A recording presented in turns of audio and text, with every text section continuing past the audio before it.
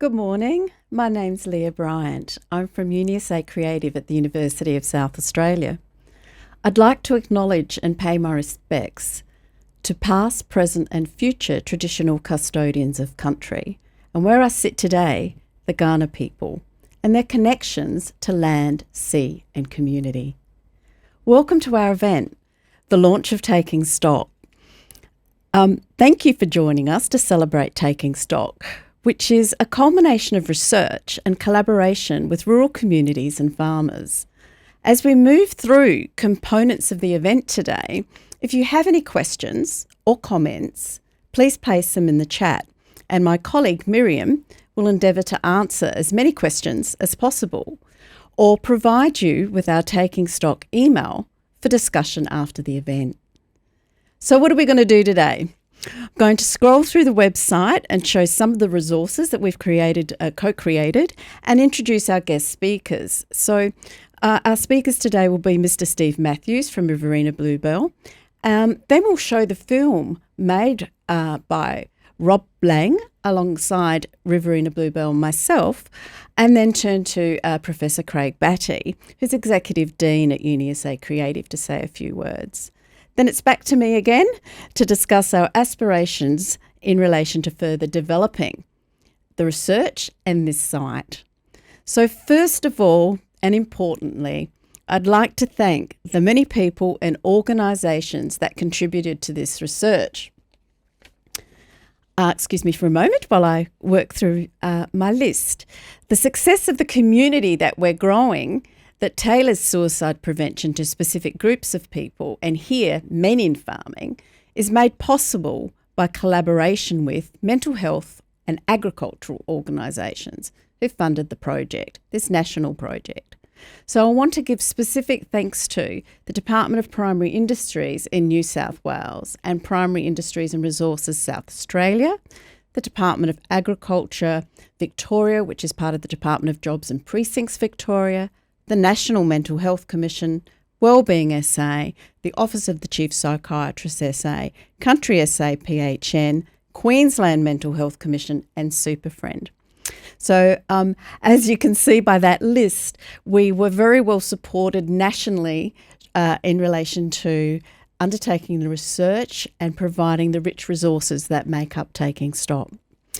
But of course, there would be no project without the close partnerships and collaboration with farmers from South Australia, Victoria and New South Wales, and the 3 grassroots rural community suicide prevention groups. They worked with us for nearly 4 years to share their knowledge and history and talk about how they established and sustained a community suicide group and helped us develop resources to enable other communities to draw on their knowledge and expertise.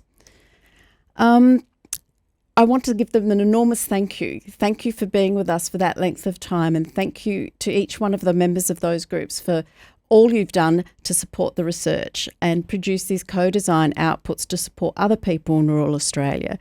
The groups we worked with are Riverina Bluebell in New South Wales, SOS Yorks SA, and Mellow in the Yellow in Tatyoon, Victoria. So thank you again. In this project, we actively extended the very concept of community. So we worked with grassroots community and we worked with organisations, but we also brought into this concept of community for rural suicide prevention, rural artists and a filmmaker, Rob Lang, and we drew on the strengths of rural artists and their knowledge. But we also extended our community into our University of South Australia, engaging creative practitioners and academics who worked alongside rural practitioners and rural people.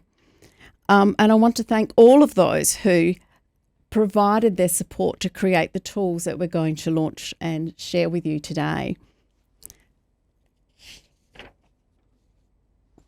So Taking Stock, the website, is evidence of this extended community for suicide prevention, for farmers, for rural people across states, government, non-government, workers, artists and academics.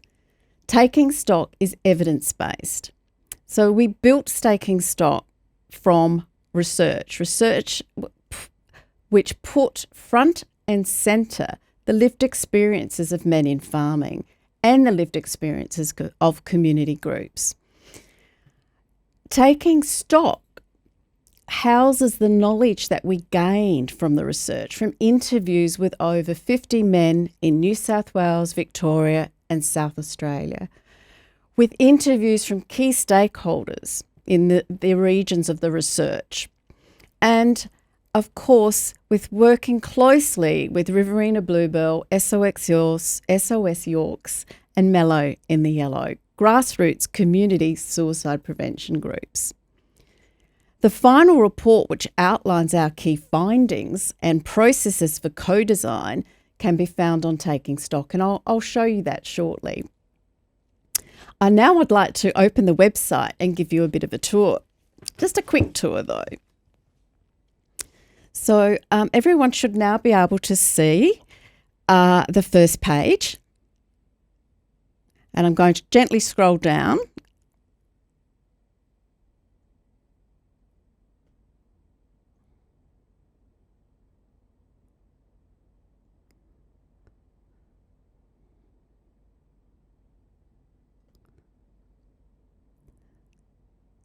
So one thing I want to point out that needs to be addressed early on in any event such as this one, if the event today causes anyone distress, please reach out to any of the telephone helplines listed here, Men's Line Australia, Beyond Blue, Lifeline, and then for specific information for farmers, there's Are You Bogged Mate?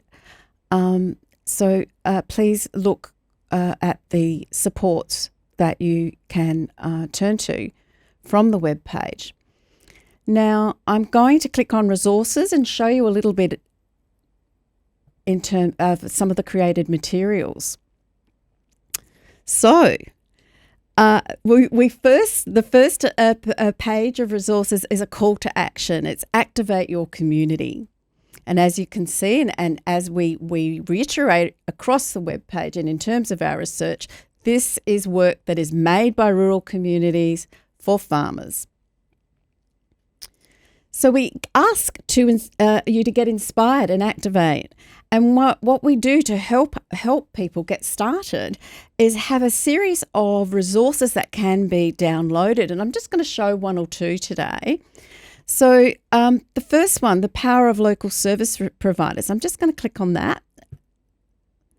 So this talks about a directory we created, and in relation to the directory, one of the things that we first did is we asked service providers to create a short film to talk about who they are and their connection to rural community.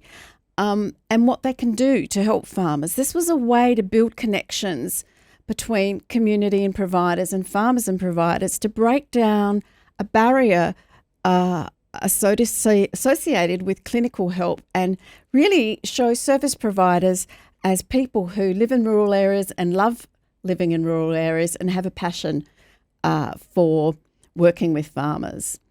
So I'll just go to the actual directory that was created as well. So one of the things we did, and you can download this tool here, is to personalise. So the short films was one way that could be used on social media to personalise what kind of help could be available to sort of shift away from that clinical language and really make help more accessible. We also created this directory. And here we have photos of the service providers and a short story by each of them of who they are, where they come from, and what they can do. And the good thing about this thing is that it can be placed on fridges. So it's magnetised and it has flip pages, and so that it's a reminder that there's help in your region. So they're very localised to a particular place. And the one that you're seeing on screen is the one for East Grampians, Community Guide to Mental Health and Wellbeing Support. So I'd like to show you another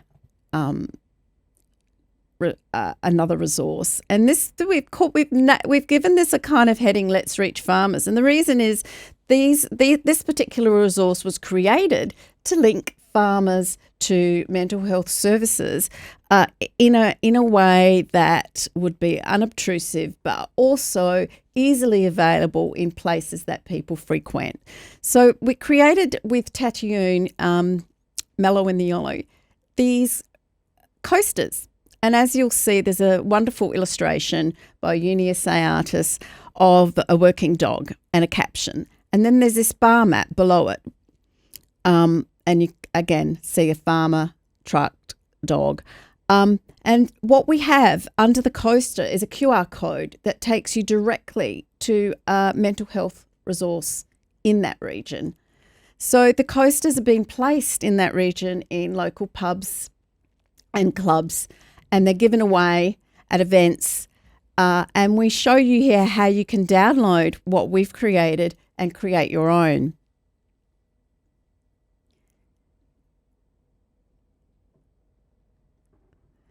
And as you'll see here, we also have some of the wisdom that we've learned from talking to the grassroots groups that we worked with about how to start a suicide prevention group.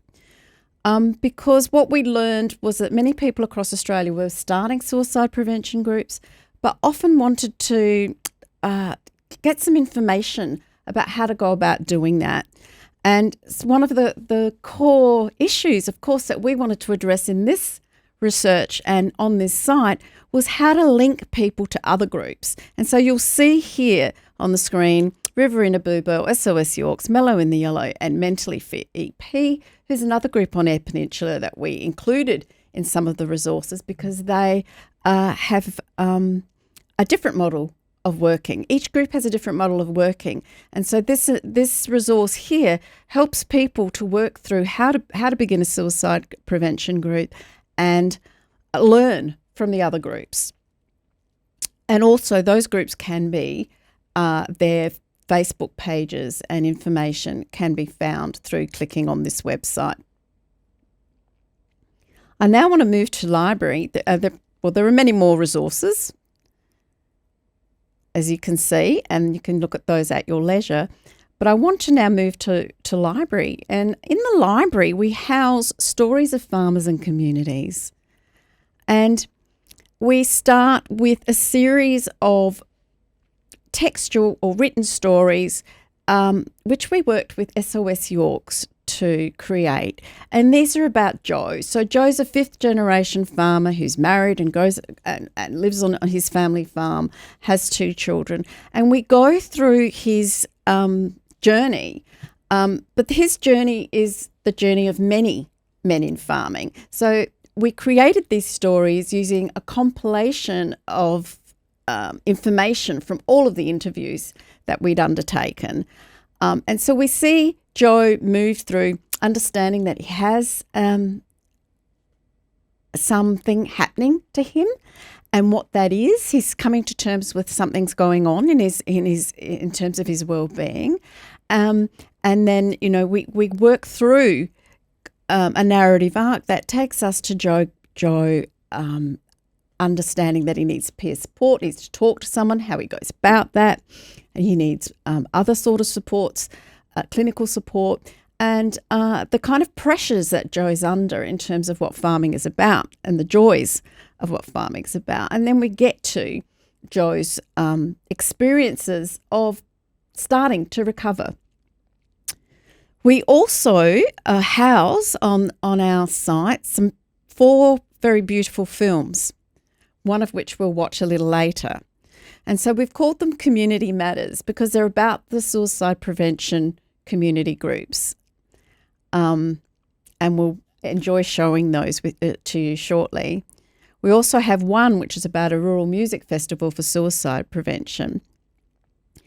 In addition, we have podcasts, and these podcasts tap into younger men in farming. So there's about 6 podcasts. They tap into younger men in farming's experiences of farming and specific experiences. So the first begins to look at things like economic hardship and economic fluctuation in terms of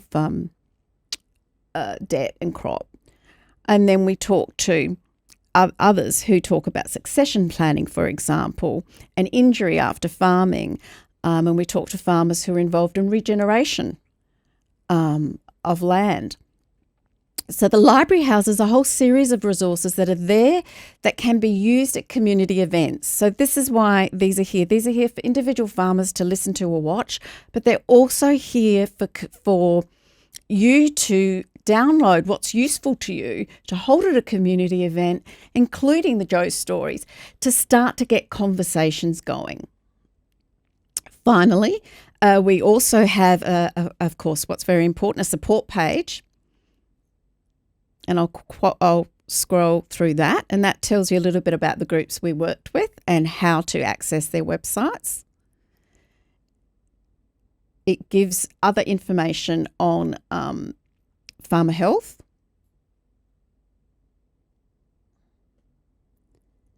And last, because this is the service site where Purposefully Last is about us. So this is our mission to support rural communities and farmers. And we talk about what we did to do that and how we did it. So if other people are interested in this process, they can also follow a co-design approach. And we talk a little bit about where taking stock comes from. And as I said, it comes from research. And I'm just going to show you now, if I may, the full report. I'm not going to take you through it all. It's about 150 pages long, but I just want to show you a few pages just so that you get a sense of it. So it's very beautifully laid out and easy to read, and the first 10 pages are the executive summary. Okay, so I'll just go back. And then we have a media kit. So you as a community group, your local council, or anyone can who wants to promote taking stock and use it can download our media kit and our logos and do so. Right. So just see where we're up to. Here we go. Excuse me for a moment. So now what I'd like to do is introduce Steve to you. Steve Matthews will be saying a few words before we screen one of our films, the first episode in Community Matters, which is Riverina Bluebell. The film shows the work of rural communities impacted by distress and suicide and actively pursuing approaches to foster wellbeing and reduce suicides. So I'd like to introduce you to farmer and chair of Riverina Bluebell, Mr. Steve Matthews. Steve is a fifth-generation farmer with a mixed farm from Lockhart, New South Wales.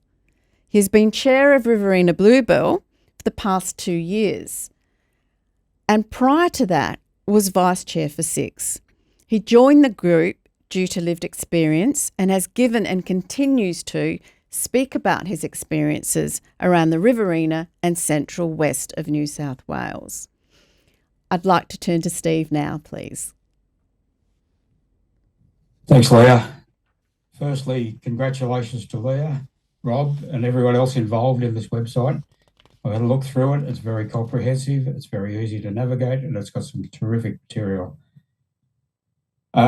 Firstly, Riverina Bluebell has been chosen for whatever reason, but we're an organisation that's been around a lot longer than most. 15 years or thereabouts now, and still going strong. We've had our ups and downs like all organisations do, but there's always a need, and we find that by adapting and that we do and try and meet that need, we stay relevant, but we've never lost sight of our obligation to farmers and rural communities.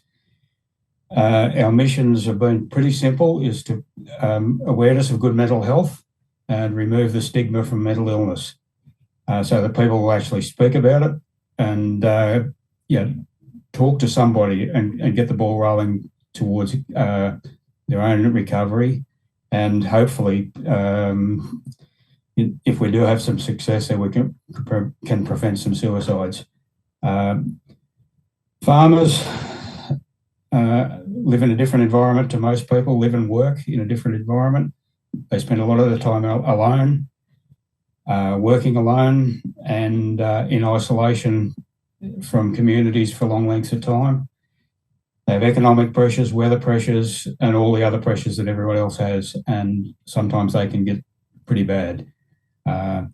So for a group, anyone that has aspirations to making up a group to help farmers, help rural communities with mental health issues, this website is going to be a great resource because it not only looks at organisations like ours, but a range of organisations with different models, because every community is different.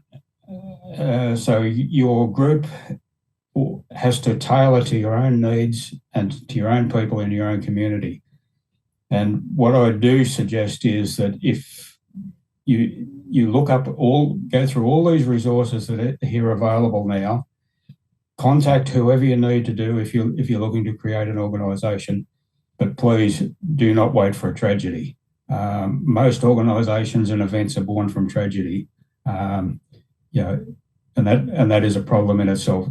You should not need a tragedy to create an event or an organisation. So be on the front foot, use the resources that are available to you, and have a community feeling that you're looking after yourselves, your friends, and the farmers and all those around you, because as you know, in the bush we roll from crisis to crisis.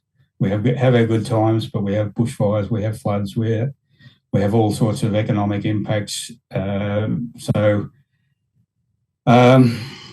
What you'll find is that every area is different at every point in time. So please, as I say again, use the resources here, and don't be afraid to ask. Don't try and reinvent the wheel, because there's a lot of work being done in all these organisations to make things happen, and in their own way, they're all very successful. So don't be afraid to use other people's effort. And again, for anyone that's struggling, having their own issues, use this website. You'll get a feel for your own problems by being able to relate to some of the participants, and you realise that you're not alone, and there is a lot of resources here that you can use for your own benefit. So don't be shy. So from Riverina Bluebell, we're proud to be part of this. It's been a great journey for us. The filmmaking is another aspect of it that organisations need to embrace the visual media now, because everyone does everything on a screen. So we're learning to live with it, and we're getting better at it. And Rob did a great job in presenting our organisation and the other organisations. So congratulations to all, and thank you for letting us be a part of it. Thank you. Thank you so much, Steve. Thank you for joining us. It's always a pleasure to hear you speak. Well, now we're ready to show the Riverina Bluebell film. Over to you, Rory.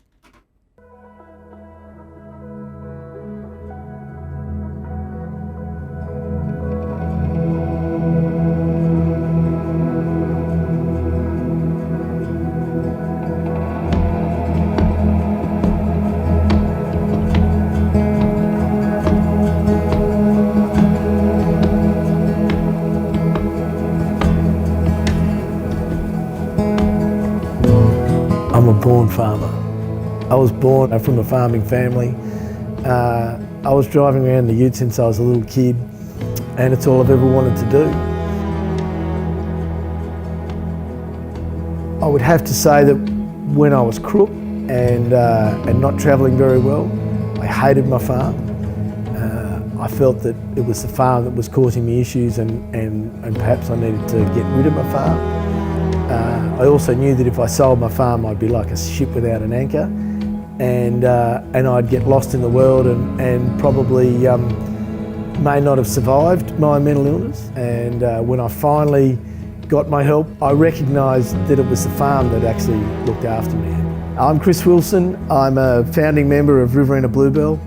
I live in an area called Wantabadgery, which is halfway between Wagga Wagga and Gundagai. It's an area that I really love. You know, I've been there for about 30 odd years now, predominantly prime lambs in our area, but we do also farm wheat, canola, barley, all the sort of usual crops. It's a great farming community. You know, I've got great neighbours and friends out there, and it's home. The concept for Riverina Bluebell came about in a bit of a convoluted way, but I'd recently experienced help for my mental health issues of depression. Was talking with one of my neighbours about that experience, and he felt that he wanted to do something about bringing our community together and having a focus on mental health issues, because this is back in the mid-2000s and a lot of communities were really under stress, and he was looking to get a committee of people together. So we initially had a small group of us, half a dozen or so. He made a few phone calls and got the group to turn up on the day. So it was just through local communication, word of mouth with ourselves that, you know, we started this small group. It wasn't a major call out or anything like that, just a handful of us that were concerned. We came up with the concept that we were going to provide inspiration and information for our community about mental health services, and we came up with the name of Riverina Bluebell because, number one, it suited our region, it expressed where we were from. Coincidentally, it had the name Blue in it, and Beyond Blue had done a lot of work in destigmatising mental health. So it actually gave people an idea initially of who we were, like that we were a mental health service that we were trying to create, and let them know that, you know, we were local and we were there for our community. We came up with the idea that we were going to do a pamphlet that we could mail out to our community members, and on that pamphlet was a short inspirational message about, you know, people actually accessing help and having great success. There was also the local services that were available, and the idea around this is that it would be a conversation point that someone could take to a family member or a friend that they might be concerned about, and get them talking about mental health issues, show them that, look, people actually do have quite a bit of success here, and look, on the back, here's all the services that are available, so why don't we call someone now?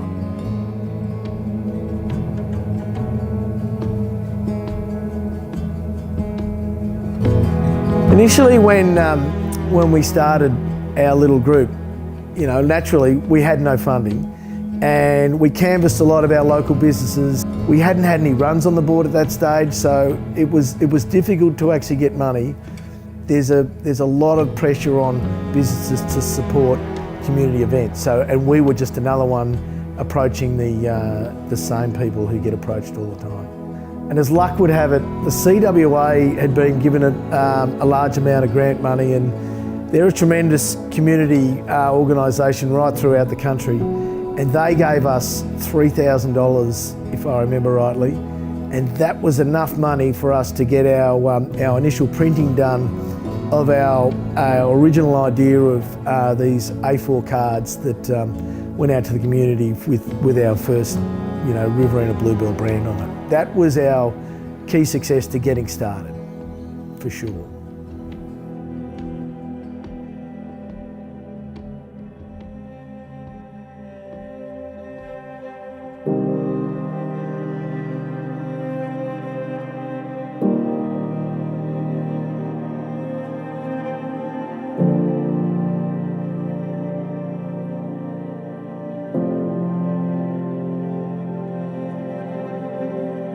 I'm Steve Matthews, Chairman of Riverina Bluebell, fourth generation farmer. I come from a little farming village called Lockhart, and like most small communities, it's not without its tragedies over the last 10 or so years. My journey started in the Millennium Drought in the early 2000s. Not only did I have a farm, I had a large transport company, 30 odd employees. Work dropped away, bad debts came in. I tried to work too hard and I had a breakdown. Pretty large one, resulted in 3 months in a psych ward. Misdiagnosed as having severe depression, where I actually have bipolar 2. Took 10 years to get that re-diagnosed. Inappropriate medication and continued pressure resulted in me becoming suicidal. And the turnaround came after a very close brush with suicide. And I realised, frightened the shit out of myself actually, and come to my senses and realised I had to take control. And that's where I turned it around. And from there on, it's been a hard slog for the first couple of years, but built on the successes, got the re-diagnosis, and from there on, got my life back. But I felt the journey that I'd taken at that point, I had something to offer, and I was pointed in the direction of Riverina Bluebell because I wanted to put it out there and get people to relate to my circumstance and hopefully get help. If I do a talk, I do it warts and all, the whole episode. You know, I put 10 years into 20 minutes, and I leave nothing out.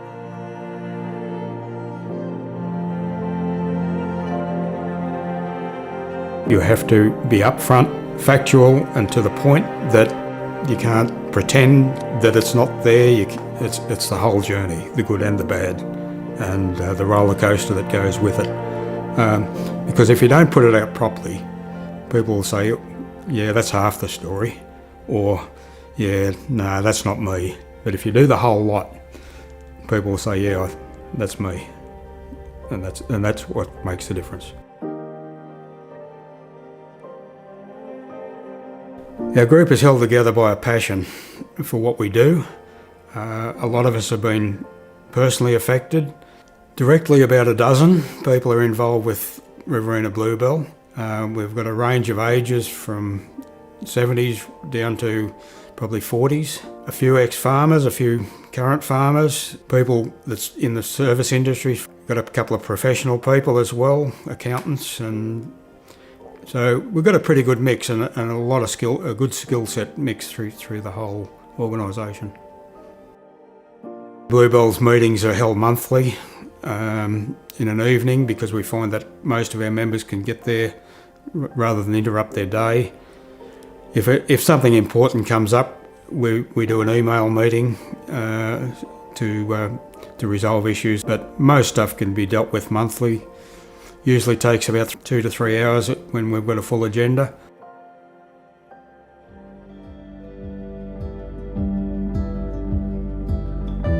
My name's Darren Sweeney. I'm part of Riverina Bluebell on the committee. My role in that is to help initiate events and activities that create awareness for mental health.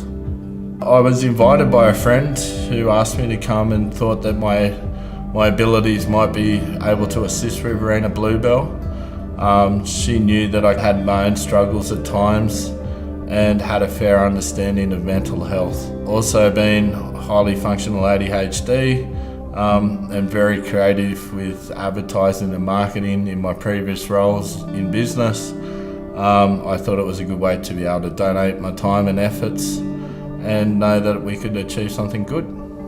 In the past, we've created a calendar which goes out every year. We've created some brand reminders that we give out to people and to farmers, which were carpet snakes and stuff. It's just anything that can give people a reason just to have a stop and thought as they're walking out the door. Had educational talks, and we did it with COVID by webinar. We've started to look at our own back end with our website and to make that a lot more functional. We did a coaster campaign where we put out 100,000 coasters throughout the Riverina using the Australian Hotels Association and a QR code. Where we're at, we've got a bit of a brain tank going there at the moment. We're looking at doing something for education for first responders or people that are on the front line that deal in conversation with people. And so we might be looking at barbers, hairdressers, people that might absorb a lot of information from general people and how they can guide them the right way.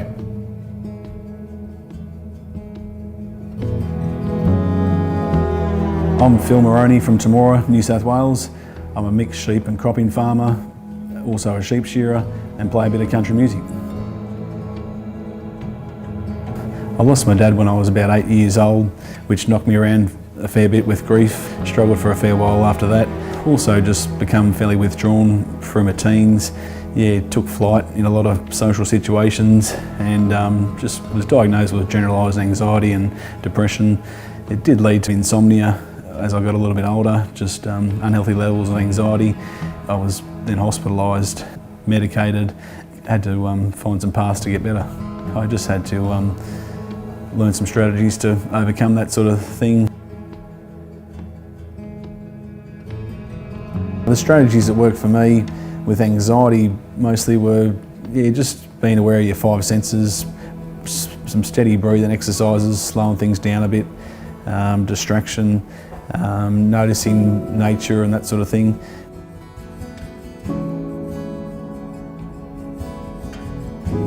So while I was hospitalised, I heard about Riverina Bluebell and contacted them after I was out of hospital. They then put me on to a counsellor that's on the road pretty much full time, helping people.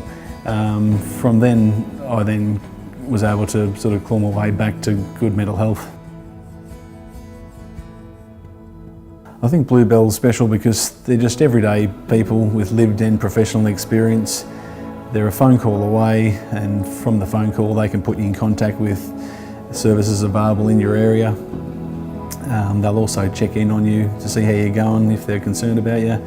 They'll also have events with guest speakers that share their own stories and have things coming up which you can get involved in and be part of. Our little group, Riverina Bluebell, blossomed out of half a dozen people wanting to make a change and has become quite a successful entity. And I believe that anyone can do it. There is no shame in having a mental illness. It's just a bloody shame if you don't do something about it. We're really lucky. We've got organisations like Riverina Bluebell, because without them, we'd be really struggling, I reckon. Things are heading in a much better direction, It's critical to be treated normally, because if you're treated differently, you feel isolated. Not to be treated special or anything like that, just bring normality back into it. You won't upset anyone, you'll actually make it better. I think the short message is talk when you've got a problem and listen to someone else's problem. I don't think you can put it any simpler than that, because you save lives through communication.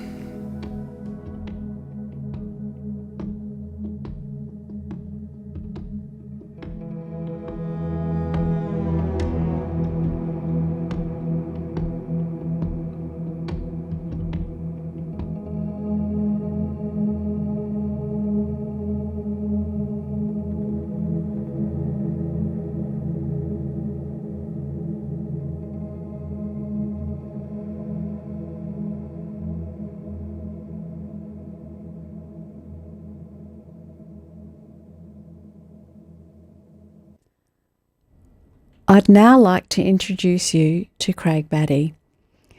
He'll speak to us a bit about the power of collaborating to produce creative outputs for social change.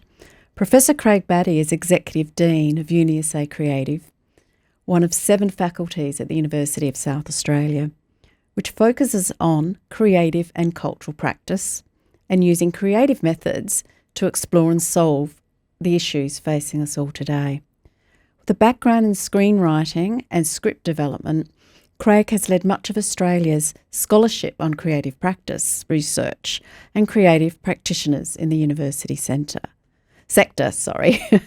particularly in the fields of screen production and creative writing. So I'd like now to turn to Craig. Thank you, Craig.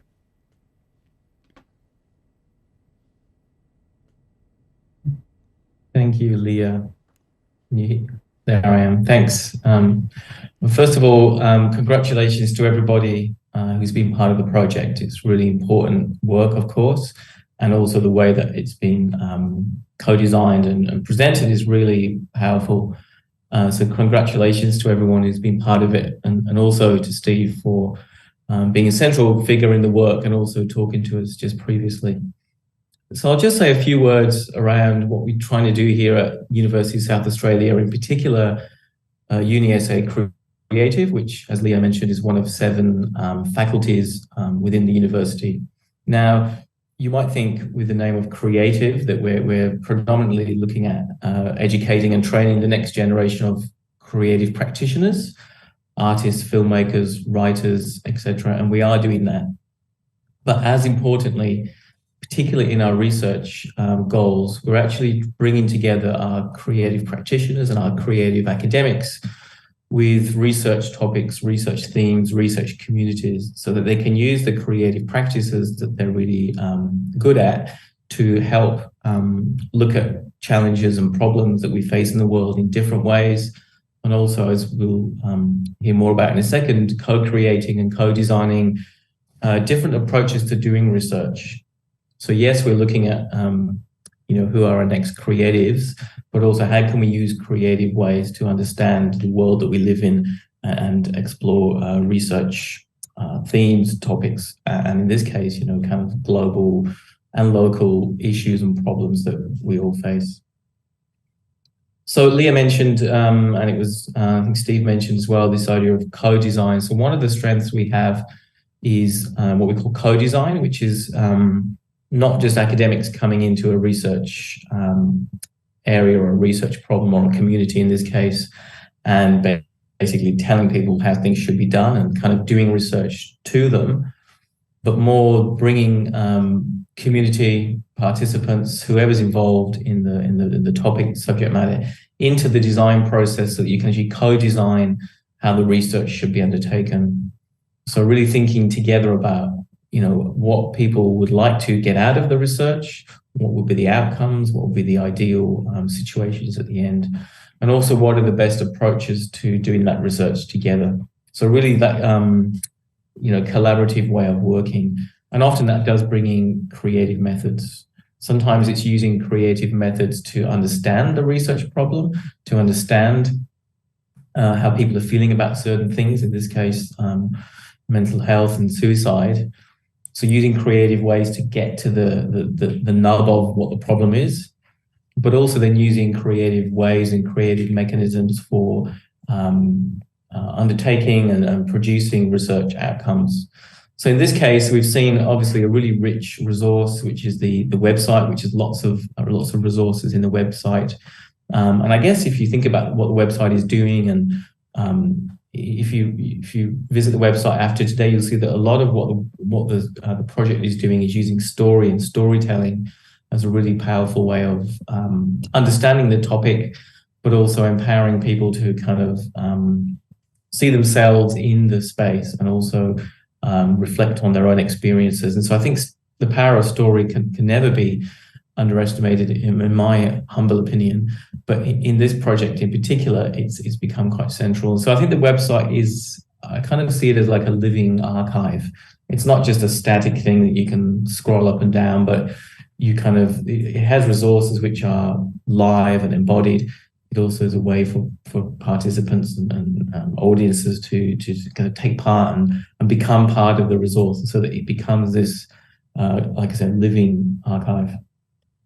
As we saw there from the film in particular, filmmaking is a really powerful way of undertaking and disseminating research. Obviously, people are used to watching film and TV and documentaries and all of those things, and seeing topics kind of explored and unpacked. But from a research point of view, I think it's a really important and growing kind of set of practices that we're working with globally, other universities, but certainly in UniSA Creative. And we can think about what we've just seen in the film there, and how you might write up the project, you might write about people's experiences, and you might, for example, in a book or a journal article and those kind of things. But seeing the work on the screen and seeing it embodied in the film itself is really, really powerful.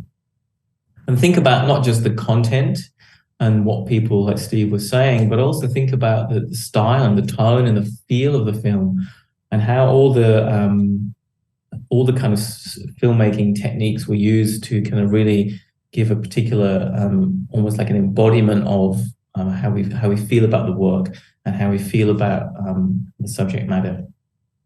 It can really capture, as we saw there, it can capture not just a situation, but it captures emotions, sensations, feelings that people can really see themselves in.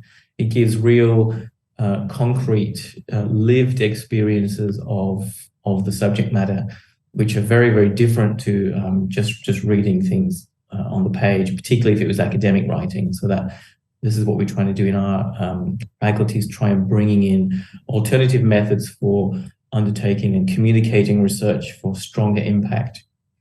I would imagine as well, and Steve and others can speak to this more, of course, but it's not just about filming the participants and the work and then showing it and hoping that the showing of the work will communicate. I mean, that is important, but also for the participants to be part of the filmmaking process themselves. And would they be speaking about things differently and understanding their experiences and being able to articulate them differently through being part of the filmmaking process, rather than just someone just doing an interview which wasn't filmed. So I think the filmmaking and other creative methods that we bring into our research is really important to help almost give richer insights into the subject matter from the participants themselves. And we see other examples of this in action, where we talk about, for example, participatory kind of documentary filmmaking, where you might empower participants, subject matter experts, people with lived experiences with their own cameras or ways to film things, to create their own work, so we can see other ways of doing this work as well. I talk about impact, and obviously this is a really important aspect of this subject matter. And thinking about film in this case, or storytelling, fiction, design, other ways of other creative methods, as a way of starting to engage with people to develop an impact pathway. So we're not saying that, the film is automatically going to have impact straight away, but it kind of opens up to new audiences. It engages in different ways that hopefully over time will start to show impact. And I guess I'll just finish by talking about one of the things which was in the film was about, having the stigma removed from the subject matter. And I think, having people like Steve on screen speaking, and people who might be experiencing similar things, seeing real people talking about it, is one clear way of having that stigma removed. It's not hidden, it's not given clinical language, it's actually there in front of everyone, so people can feel that it is something that they can also express. And I think one of the final lines was about, how can we work, solve, resolve, help to improve these kinds of issues. And the clear message at the end was communication. It has to be about communication. And so through methods like filmmaking and other creative ways of doing and disseminating, showing research, as Leah's team have done in this project, can really help to communicate and hopefully resonate and touch people for brighter futures. So I'm going to hand back to you, Leah. Thank you. And again, congratulations to everyone on the project. Thanks so much, Craig. Thank you very much for highlighting some really important points, and particularly what we've tried to do with this website and the whole project, and will continue to do, is underline three things: community, connection, communication. So you hit the nail on the head there when you said communication was exceptionally important. And, as I started, when I started talking this morning, I mentioned community and extending community. And I think this is what's really important, that we start to think about farmer suicide prevention as not the problem of individuals, not the problem of one community, but as an issue that is deeply societal and deeply connected to all of us. And so we become one extended community. And if we work together as one extended community, I believe we stand a greater chance of creating creating well-being, basically. So moving forward, so this website and its resources are continuing to evolve. They are a living, breathing thing as we use them, but they're a living, breathing thing as we continue to develop and continue our work working with rural communities. So we've just started a project on women in farming and have been very kindly supported by the National Mental Health Commission and Wellbeing SA to undertake this research. So we're at the very early stages and we want to grow that research, and we invite you to collaborate and join with us in developing resources for women that will be as rich as the resources we've created for men in farming. We've also just started another project which focuses on cultural and linguistically diverse men in farming and farm workers. And again, we are here supported by Department of Wellbeing SA, and we thank them very much for their ongoing support through all our projects. And with that project, again, what we're aiming to do is create a more inclusive website. So we started with men in farming because men in farming have the highest rate of suicide in relation to farming populations. So this was an important place to start. However, people who farm are diverse. And what we want to do is create an inclusive site. We'd like to include Indigenous farmers in our work and queer farmers and build this resource so that it can speak to, and its stories can speak to everyone. So I'd like now to say, if you'd like to get involved, please contact us at info@takingstock.community, which we'll put up at the end on screen for you to see. And then basically we have done our work for today. I'm very grateful that you've joined us. I'm very grateful that the site is up and running, and I hope people will get as much out of it as we hoped they would. And it's a very heartfelt thank you from me to everyone who worked on the project. If you look at the website, you'll see all of the names of many people who participated and helped. And it's a resource that we want to, as I said, evolve and grow. So thank you so much for your time today, and we look forward to continuing to work with you in the future. Goodbye.